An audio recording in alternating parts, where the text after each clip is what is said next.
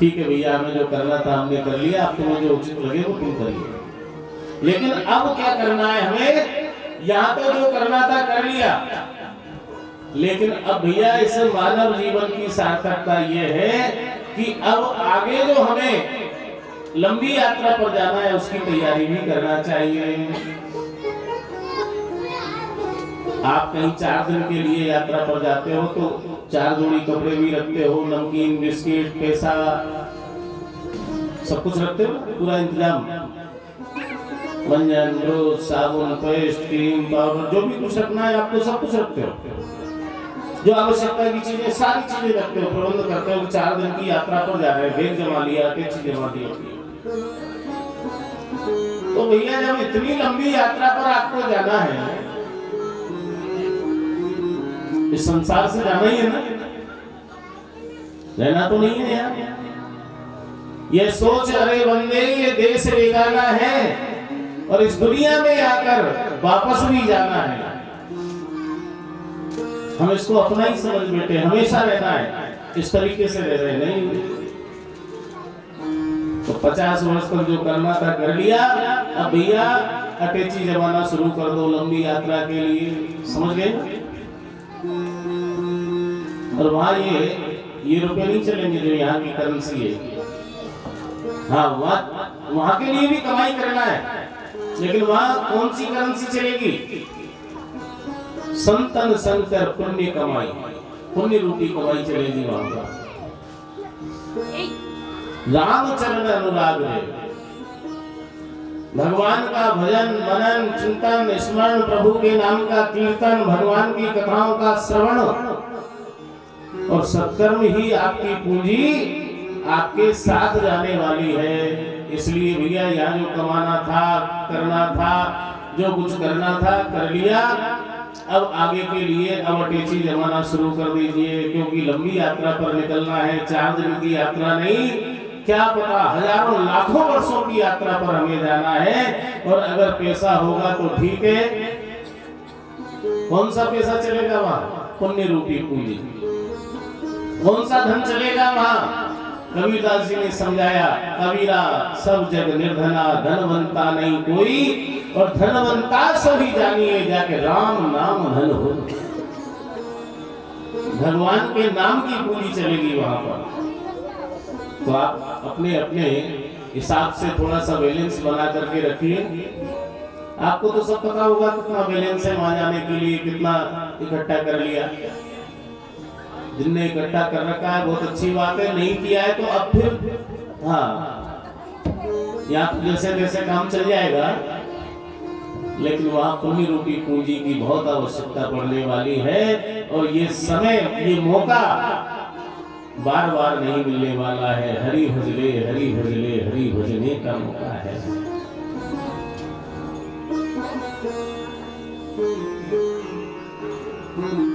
पचास तक गृहस्थ का पालन करें, समाज की सेवा करें, परिवार का पोषण करें, अतिथि सत्कार करें, पितृश्वरों का पूजन करें, देव की आराधना करें, इष्ट की उपासना करें, माता पिता वृद्धों का सम्मान करें, संत ग्रंथों की आज्ञा का अनुसरण करते हुए जीवन का निर्वाह करें। ये गृहस्थ के लिए बताया। 50 के बाद वानप्रस्थी बन जाए। क्या हो रहा है भैया? अपने आप करो, हम तो भजन करेंगे। घर में रहो तो वन की तरह वानप्रस्थी हो जाओ। घर में रहो, लेकिन कोई पूछे तो सलाह दे दो, नहीं तो कोई बात नहीं, अपना भजन। 75 के बाद संन्यास धर्म का पालन के बारे में बताया। जब तक आयु ठाकुर जी प्रदान करें। जैसे ये सोतक की गिनती है ना, तो सोतक की हमारी आयु है, तो वही हिसाब लगा करके हमें जीवन यापन करना चाहिए। जैसे जन्म से लेकर के 9 वर्ष तक बाल्यावस्था, और 9 के बाद आता है 10, तो जीवन का हो गया बस। कौन से जीवन का? बाल जीवन, बचपन जिसको कहते हैं, वो समाप्त। 10 के बाद अब बचपन नहीं है, बचपन समाप्त हो गया।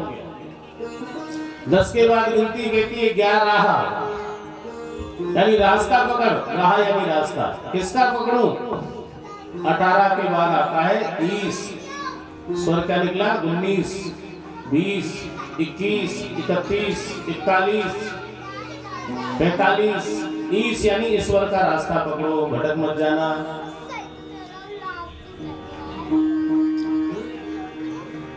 और जैसे ही हम 48 को पार करें तो गिनती फिर संकेत कर रही है, जो यहाँ दत्तात्रेय भगवान कर रहे हैं वही गिनती संकेत कर रही है। अब आशा को छोड़ो, संसार की आशा को छोड़ो। स्वर क्या निकला गिनती से? 49। आस मत कर अब किसी से, आशा एक राम जी से, दूजी आशा छोड़ दो। नाता एक राम जी से, दूजा नाता छोड़ दे। बस प्रभु से नाता। अब आशा मत करो। 2 बार कहा गिनती में, 49 और 50। आशा मत करो, क्योंकि यही दुख का कारण है। भागवत में कहा है, आशा ही परमम दुखम, नैराश्यम परमम सुखम। दुख का कारण क्या है? आशा।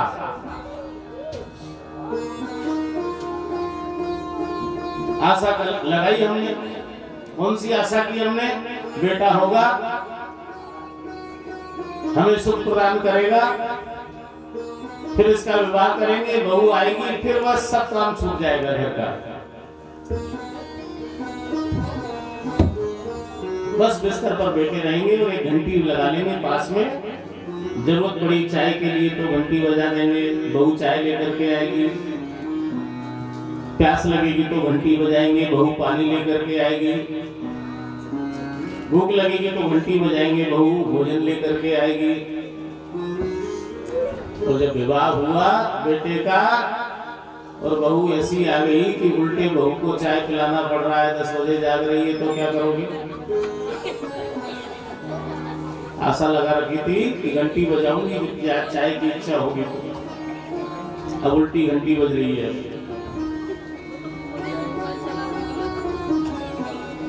दुख हो गया, इसलिए आशा ही मत करो ना।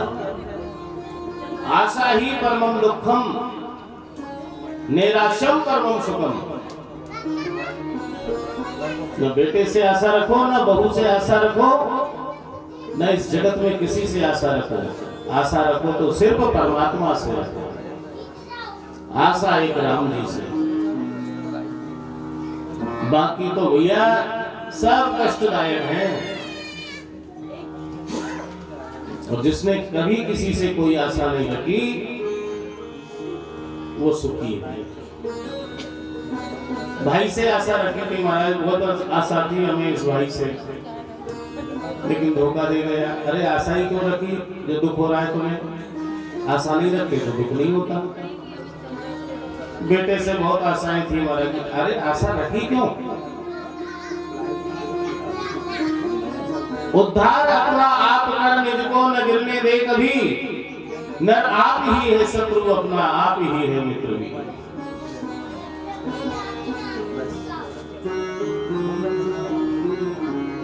किसी से आशा ही मत रखो यदि सुख चाहते हो तो। नहीं तो भैया ये तो है ही दुखालय। कल बताया था ना कि संसार क्या है? दुखालय। औषधालय में औषधि मिलती है, पुस्तकालय में पुस्तक मिलती है, विद्यालय में विद्या मिलती है, तो दुखालय में क्या मिलेगा? सुख थोड़ी मिलेगा। ये है ही संसार दुखालय, तो दुख ही मिलेगा। और आप खोज रहे हो सुख, नहीं हो सकता। कल बताया था ना कि यहाँ आकर के तो भगवान तक दुखी हो गए, और हम चाह रहे हैं कि सुख हो जाए, सुख मिल जाए, यहाँ नहीं वहां मिल जाए, वहां नहीं वहां मिल जाए।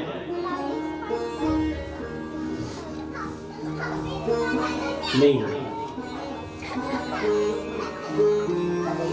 2 बार कहा 49 और 50। आशा का परित्याग करो। क्या करें?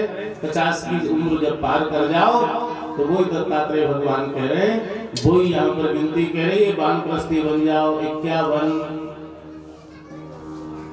वन में जाओ, और घर में रहो तो वन की तरह रहो।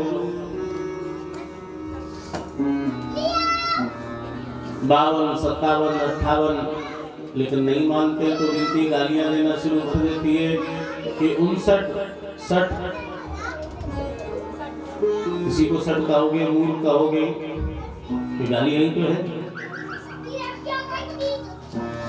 61, 65, 67, 60, कितनी बार कहा, नहीं समझे। गिनती कह रही है, अरे भैया ये भवसागर से तरने का मौका है, मानव जीवन बार बार नहीं मिलने वाला है, हरि भजले भवसागर से तर ले। 69, तर, 71, 75, 77, 78, तर, भवसागर से तर नहीं मांगे। 75 के बाद फिर क्या आता है, क्या स्वर निकला गिनती से, 80, 79, 80, 81, क्या स्वर निकला, 80 आ रही है, 80 यानी आ रही है, 85, 80 आ रही है। कौन आ रही है, बुआ जी थोड़ी आ रही है मिठाई लेकर के, मौत आ रही है। सिग्नल हो चुके हैं, कानों से सुनाई नहीं देता, आंखों से दिखाई नहीं देता, कमर दर्द करने लग गई है, घुटने दुखने लग गए हैं, तो इसका मतलब सिग्नल हो गए हैं। मौत रूपी ट्रेन हाँ आउटर पर खड़ी है, 80 आ रही है।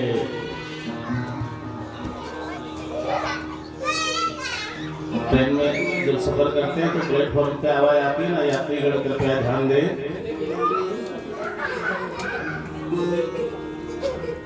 तो भैया सिग्नल हो गए हैं।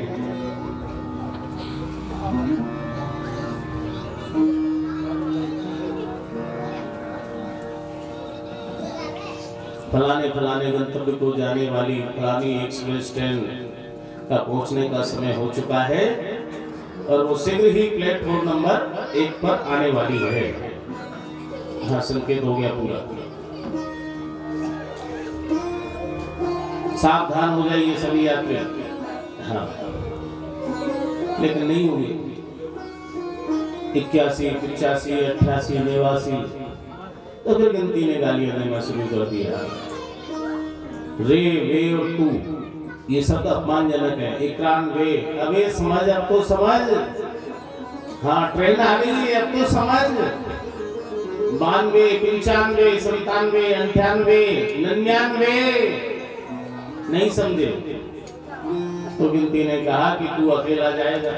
जिनके चक्कर में तू फंसा हुआ है, ये सब कोई साथ जाने वाले नहीं है, अकेला यात्री है तू। ये यात्रा तुझे अकेले को करना है, और यदि सत्कर्म किए हैं तो अमृत कुंड प्राप्त हो जाएगा। एक के आगे 2 कुंड बने रहते हैं, जिसको हम सो बोलते हैं। एक डंडा और फिर 2 कुंड। एक अमृत का कुंड है और एक वो 84 लाख योनियों में वापस पहुंचाने वाला कुंड है। अगर सत्कर्म किए होंगे तो अमृत कुंड में आवागमन से मुक्त होकर के भगवान की सन्निधि चरणाश्रित हो जाएंगे, और नहीं किया है तो फिर 84 में वापस भटक जाएंगे।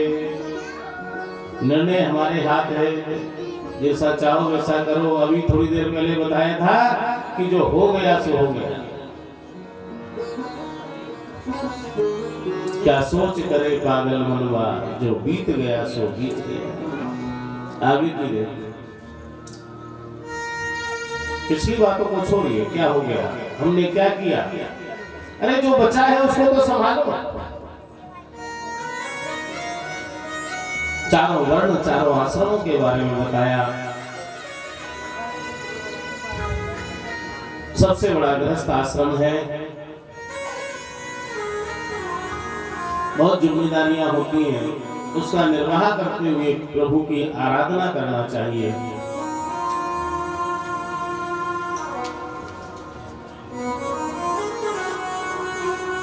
गृह कार्य करें, संसार के कोई भी कार्य करें, लेकिन ठाकुर जी के चरणों में निरंतर चिंतन बना रहना चाहिए।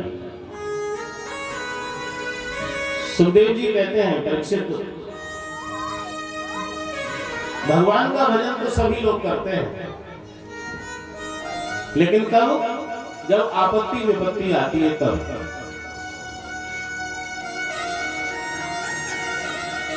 दुख में सुमिरन सब करे,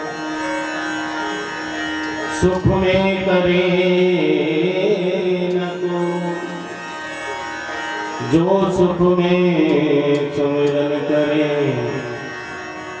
तो दुख काहे को।